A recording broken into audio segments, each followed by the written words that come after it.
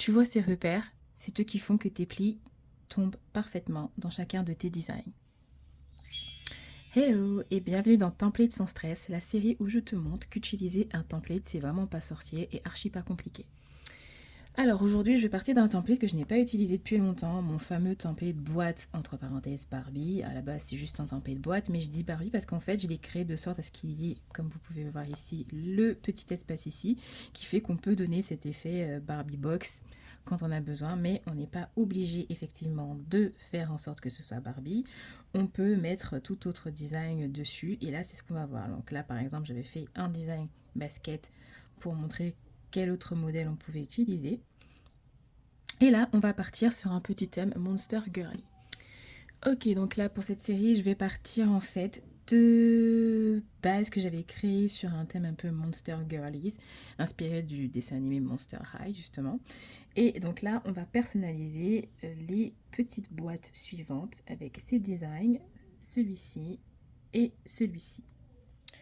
Donc du coup, initialement, déjà à la base, ce template, il s'utilise sur une version A4 en portrait. Donc, quand je dis portrait, ça veut dire quand c'est comme ça, en debout. Mais là, je l'ai mis pour essayer de faire une version plus petite, on va dire, pour les mettre du coup sur une base, on va dire en paysage, et pour pouvoir mettre du coup les deux pans de la boîte sur la même feuille et du coup faire une version plus petite de la boîte. Donc là, si vous êtes dans un design en paysage, donc n'oubliez pas que pour créer vos designs, généralement quand vous êtes à l'accueil, vous pouvez cliquer sur créer un design en haut, où vous avez dans la petite barre d'annonce avec les différentes petites bulles. Au bout, vous avez créé un design personnalisé. Quand vous cliquez dessus, ça vous permet aussi de créer une base selon la taille que vous souhaitez. Vous rentrez à 4 et vous choisissez si vous voulez que votre format soit en paysage ou en portrait. Donc là, je vais rajouter sur cette page du coup ma base de la boîte que je veux. Donc dans ce template, il y a vraiment plein de bases comme vous pouvez le voir. C'est en fonction de votre choix. Les bases comme ça avec du coup le rectangle donc pour faire le creux de la boîte. Si vous avez une machine de découpe, vous pouvez les utiliser. Si vous n'avez pas de machine de découpe et que vous êtes sur du découpage manuel, donc là c'est ce qu'on va faire, vous partez sur les bases où bien sûr il n'y a pas de format avec des modèles comme par exemple la tête de Barbie ou alors le rectangle qui permet de faire du coup l'encadrer comme si c'était la vitre de la boîte. Donc moi là je vais juste repartir de ma base cadre, celle-ci. Donc je vais juste la sélectionner pour l'ajouter à mon design ici. Donc comme là je sais que je voulais essayer de mettre du coup les deux parties de la boîte sur la même page, je veux sélectionner et après dupliquer pour la placer à côté. Donc là comme je suis sur mon iPad, je ne peux pas juste sélectionner tout et du coup faire la copie à côté. Je suis obligée de faire une sélection multiple. Mais avant ça, généralement, je vous conseille quand vous travaillez sur des templates où vous voyez des repères avec du blanc, changez la couleur de l'arrière-plan. Comme ça vous permet de voir tout de suite, enfin de mieux voir ce que vous faites. Donc là, je vais mettre un rose bien vif. Comme ça, on voit clairement ce qu'on fait. Donc ici, ce que j'appelle les lignes de repère, dans mes parties cadres que je crée, généralement, vous avez du coup, ce que je vous disais au début de vidéo, les lignes, c'est ce qui vous permet de bien délimiter où vous allez avoir vos plis quand vous allez terminer votre boîte. Donc là, vous voyez ce que je bouge ici, ce sont les fameuses lignes de repère. Des fois, elles sont intégrées, des fois, elles ne le sont pas. Je ne sais pas pourquoi ça fait ça. Malheureusement, je fais avec. Donc, généralement, elles ne le sont pas en plus. Donc, elles sont placées par-dessus. Vous êtes obligé de les laisser parce que si vous imprimez sans, vous ne saurez plus où faut placer les plis de la boîte. Et surtout, si vous êtes sur un fond blanc et autres, vous ne saurez pas non plus où il faut découper, etc. Donc là, je vais faire une sélection multiple. Je vais afficher tous les calques. Et je vais sélectionner d'abord mon calque qui est vraiment à l'arrière-plan. Cliquez sur les trois petits points, sélection multiple, et là je vais sélectionner ma ligne de repère. Et vous voyez normalement ici, dans l'onglet position, vous avez bien les deux qui sont entourés en violet, et comme ça, ça vous montre bien que les deux éléments sont sélectionnés. Quand ça c'est fait, je vais cliquer sur grouper. Donc je vais les grouper le temps que je place du coup les deux bases. Alors, je me dis, comme là, d'abord, je vais l'agrandir. Puis je vais dupliquer pour voir à quelle taille à peu près je peux mettre les deux parties de ma boîte. Je pouvais l'agrandir encore un peu. Donc je vais l'agrandir un petit chou. Je veux que ça prenne vraiment toute la page A4. C'est pour ça que des fois quand vous me demandez c'est quoi les tailles, je ne sais pas parce qu'en fait ça s'ajuste au regard du format qu'on fait, de ce qu'on a décidé, etc. Donc là par contre c'est trop grand parce que je déborde sur le côté. Il faut vraiment rester à l'intérieur de la page. Donc là je vais diminuer un tout petit chouïa et puis là je sais que ça devrait aller normalement. Pour le deuxième, donc je vais pas tout de suite placer ma deuxième partie de ma boîte, je vais d'abord personnaliser et après je placerai ma deuxième partie de ma boîte. Donc maintenant que ça c'est fait, je vais dégrouper et placer les fameuses lignes de repère là, celle-ci, à l'arrière-plan. Donc je sélectionne, je fais calque, mettre à l'arrière-plan. Ok, donc maintenant on va travailler avec ce qu'on appelle des cadres ou des frames en anglais. Donc c'est quoi les cadres et les frames? Ce sont ces bases que vous voyez souvent avec le petit paysage. Ça vous permet de glisser une image à l'intérieur d'une forme pour que celle-ci prenne la base de la forme. Donc ici, c'est ce qu'on va faire. Donc on va utiliser cet arrière-plan-là. Donc je sais que mon arrière-plan, je veux qu'il ressemble à ça. Donc je vais placer mon arrière-plan dessus, ici. Et une fois que ça c'est fait, là je vais faire un calque et je vais le repasser à l'arrière-plan pour pouvoir refaire passer mes lignes de repère par-dessus. Donc je vais vous montrer, je vais annuler, attendez, hop. Donc là, j'avais ma base ici, et puis là, je refais passer mes lignes de repère à l'avant-plan pour que celle-ci se voit. Donc normalement quand ça c'est comme ça veut dire qu'une fois que j'ai ça, je peux placer mes éléments par-dessus sans problème. Donc là, en ayant repassé mes lignes de repère à l'avant-plan, je peux commencer à placer mes éléments par-dessus tranquillement. Du coup, à ce niveau-là, si vous n'avez pas Canva Pro, c'est pas dérangeant. Vous pouvez utiliser, entre guillemets, les cadres, parce que du coup, vous pourrez, une fois que vous aurez replacé les lignes de repère par-dessus, vous pourrez placer vos éléments.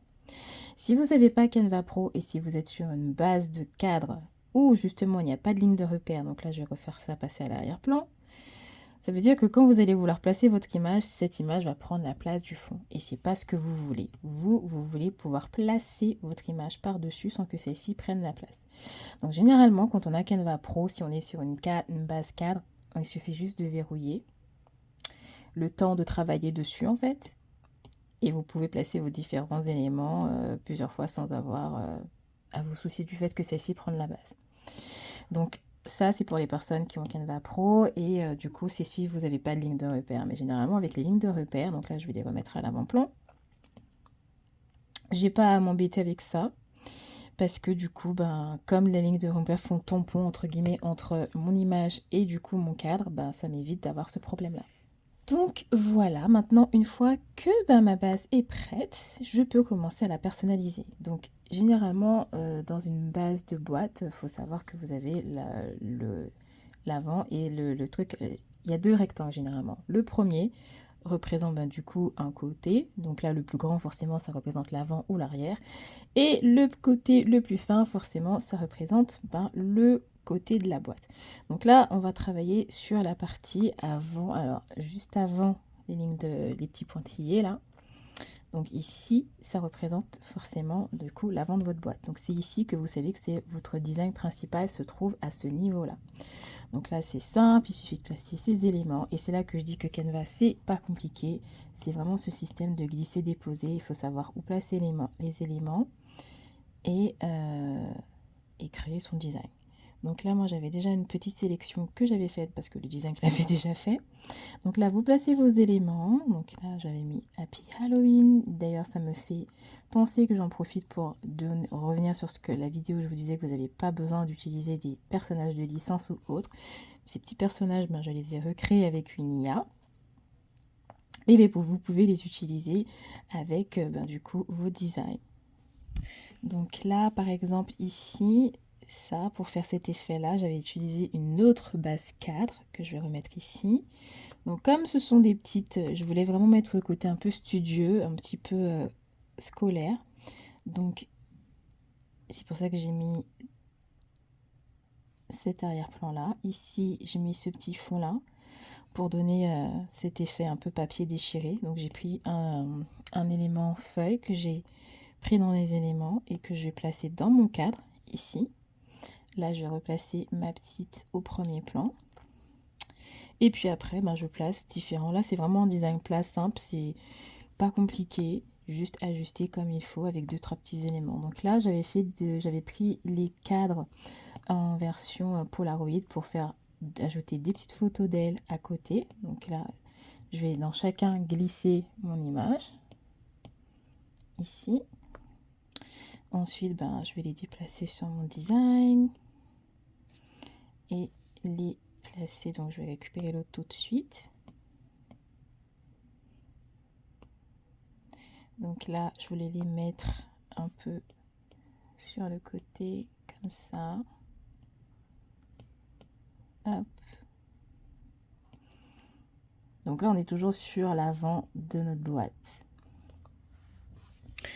Sur le côté ici j'avais mis le petit A+, on peut placer là comme ça. Et puis comme on est sur des Monster Girly, j'avais fait les petites étoiles et la petite tête de mort pour rester dans le côté Monster qu'on va placer là. Et ici j'avais remis la petite ampoule pour le côté le petit côté doodle dessiné écrit à la main. Et puis après les petites étoiles qu'on peut passer un petit peu de part et d'autre, histoire de combler un peu le design et d'ajouter encore, d'insister un peu plus sur cette petite touche girly. Donc là vous placez vraiment les éléments de manière un peu harmonieuse, on va dire. Ok, voilà pour l'avant de notre boîte. Ensuite ici ça représente le côté de la boîte. Donc là je me suis dit que j'allais juste mettre une autre de ces photos, de ces images à elle, et puis mon logo. Donc qu'on va retrouver là. Hop.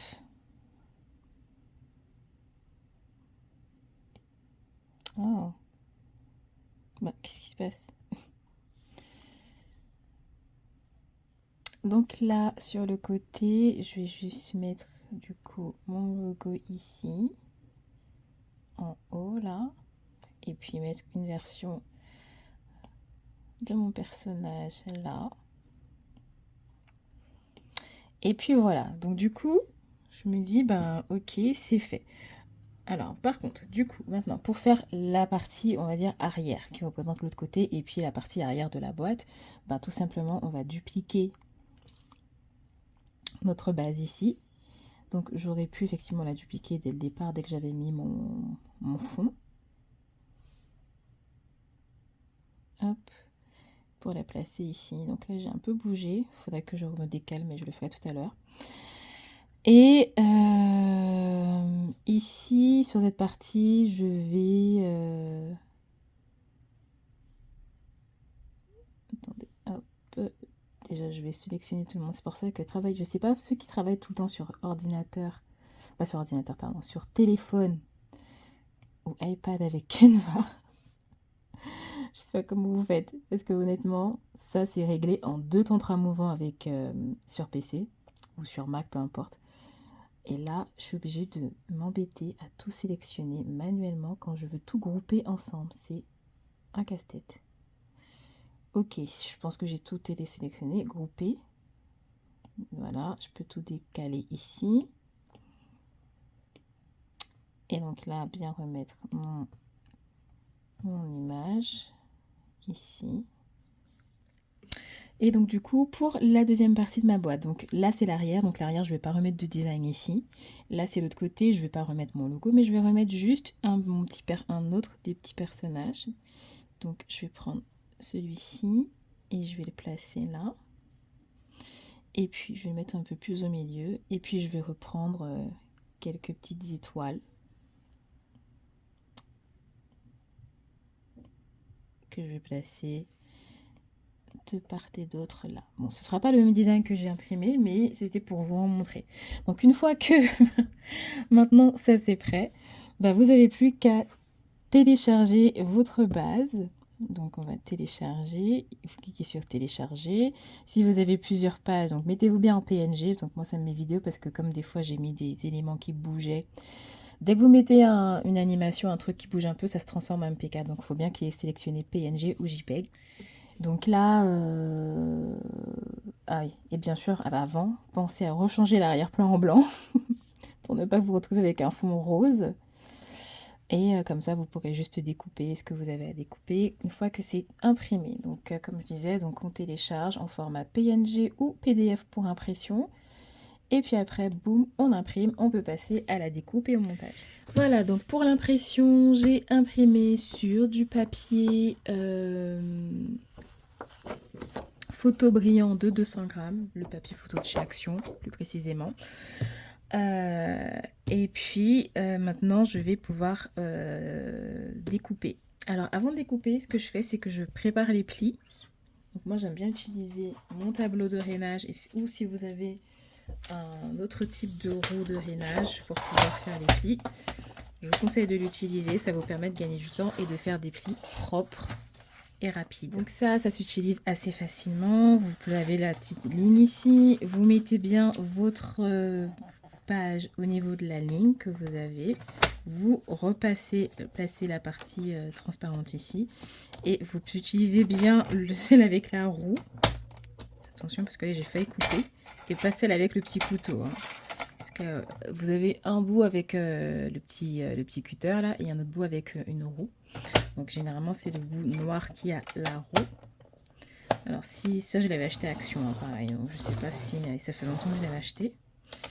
Donc une fois que je fais ça, ça me permet effectivement de préparer les plis de ma feuille. Vous voyez ici. Et donc je vais faire la même chose pour les côtés ici.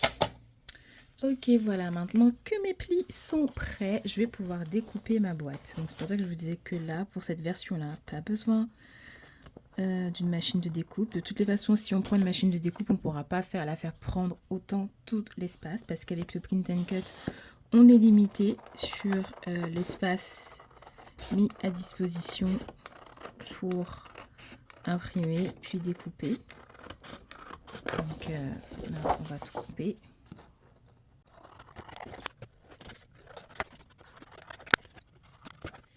Et voilà, donc voici, j'ai découpé les deux parties pour former ma boîte. Et puis maintenant, il ne nous reste plus qu'à plier.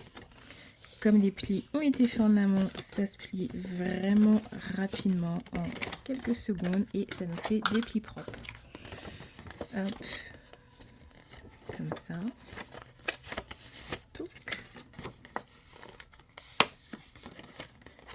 Et maintenant, pour former la boîte, il suffit simplement d'assembler les deux.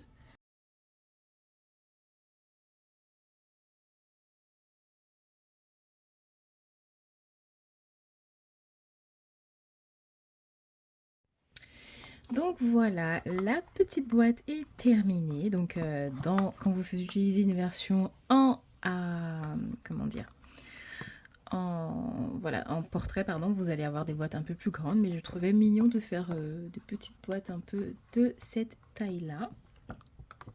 Donc voilà, donc dedans vous pouvez du coup mettre, alors soit vous pouvez prendre l'initiative de plier par exemple sur le côté, un petit peu comme ça, sans trop, et juste faire le petit côté un peu bombé comme ça. Mettre un petit trou, vous mettez un nœud, un petit truc et boum, vous avez un petit emballage spécial papeterie personnalisée que vous pouvez décliner ou vous pouvez laisser comme ça et dedans mettre des choses dedans. Donc voilà, après dedans on peut mettre plein de petits bonbons. Donc là par exemple on peut mettre des petites sucettes, tac tac, paquet de bonbons. Vous pouvez même repersonnaliser, mais ça vous évite par exemple de devoir repersonnaliser les Haribo ou autres. Mettre un carré de chocolat, idem ici. Mettre des petites sucettes, un petit paquet de bonbons. Hop. voilà, vous avez un petit cadeau spécial invité, anniversaire, Halloween, baby shower, bref, tous les thèmes sont possibles. Vous faites ce que vous voulez avec le template, vous créez votre design et après vous pouvez créer du coup plein de petits éléments comme ça que vous pouvez partager, que ce soit pour vos amis, votre famille ou si vous faites de la papeterie personnalisée en vente, pardon, voilà. Comment vous pouvez utiliser mon fameux template boîte/sac. Donc voilà, c'est la fin de cet épisode de Template sans stress. Pour rappel, donc le template est disponible sur mes boutiques si vous souhaitez vous le procurer et l'utiliser. Donc il est en individuel ou dans le maxi pack que je propose. Et bien sûr, n'hésitez pas à vous abonner, à me laisser un petit like si ce n'est pas encore fait, ou même à rejoindre ma communauté Luna University, qui est ma communauté gratuite, où je vous partage pas mal de petites choses, on va dire, en surface pour les personnes qui veulent débuter dans la personnalisation, dans Canva, dans la papeterie personnalisée. Pour ça, vous pouvez retrouver du coup toutes les informations en passant par le lien de ma bio. Je reprécise parce que j'ai tout le temps la question. Vous avez ma bio ici et vous avez en bas le petit lien beacon. Vous cliquez, effectivement, ça va vous ouvrir ça. Donc, si vous cliquez sur le premier lien, normalement, vous êtes renvoyé sur ma page Link in Bio et vous allez avoir du coup toutes les choses que je vous propose. Donc, les templates, la boutique, les informations, etc., etc. Voilà.